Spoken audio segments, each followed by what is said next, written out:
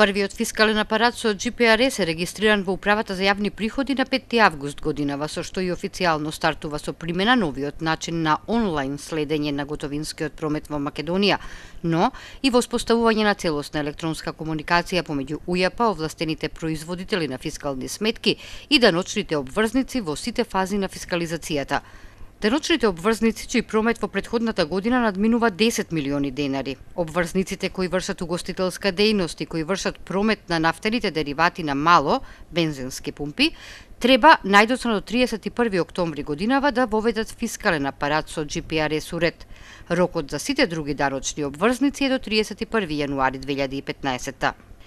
Составањето во функција и имплементација на новиот интегриран систем за фискализација во управата и воведувањето на фискалните апарати со GPRS, УЈП во секој момент и автоматски ќе ги следи финансиските извештаи и прометот регистриран од секој регистриран фискален апарат, како и да се добијат податоци за деталните фискални сметки и контролните извештаи.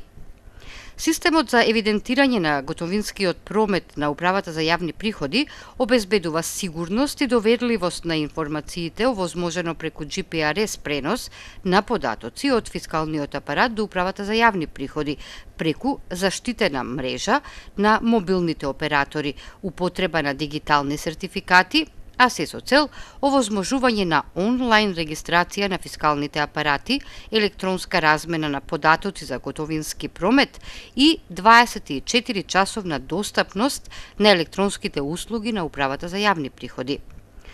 Постапката на регистрација на фискалниот апарат од сега ќе трае до 10 минути, наместо досегашните од 3 до 5 дена.